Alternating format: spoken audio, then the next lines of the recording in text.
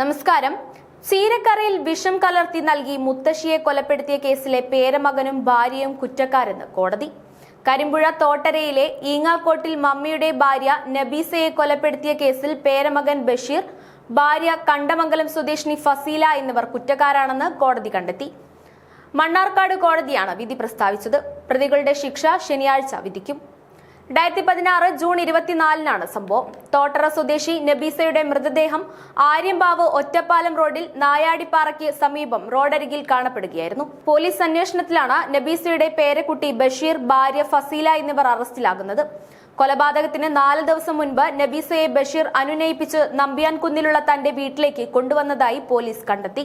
22-ാം തീയതി രാത്രി ചീരക്കറയിൽ കീടനാശിനി ചേർത്ത് നബീസയ്ക്ക് കഴിക്കാൻ നൽകി.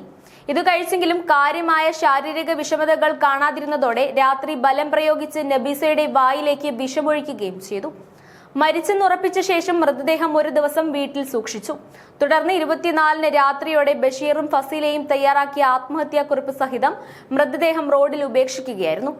ആത്മഹത്യാക്കുറിപ്പ് നോട്ട്ബുക്കിൽ ഫസീല പലതവണ എഴുതിയിരുന്നതായും ഇത് മറ്റൊരു പേപ്പറിലേക്ക് പകർത്തി എഴുതിയത് ബഷീറാണെന്നും പോലീസ് കണ്ടെത്തിയിരുന്നു. എഴുത്തും വായനയും അറിയാത്ത നബീസയുടെ സഞ്ചിയിൽ നിന്നും കണ്ടെടുത്ത കത്താണ് അന്വേഷണത്തിൽ വഴിത്തിരിവായത്. ഭർത്താവിന്റെ പിതാവിന് മെത്തോമൈൻ എന്ന വിഷപദാർത്ഥം നൽകി കൊലപ്പെടുത്താൻ ശ്രമിച്ച കേസിൽ ഫസീല നേരത്തെ ജയിൽ ശിക്ഷ അനുഭവിച്ചിട്ടുണ്ട്. ഓരോ ജീവിതവും ഓരോ കഥകളാണ്, വേറിട്ട കഥകളുടെ ഒരു കൂട്ടായ്മ. വേണമെങ്കിൽ നമുക്കതിനെ ഒരു നോവലെന്ന് പേരിടാം. അതുപോലൊരു നോവലല്ലേ നിങ്ങളുടെ ജീവിതവും?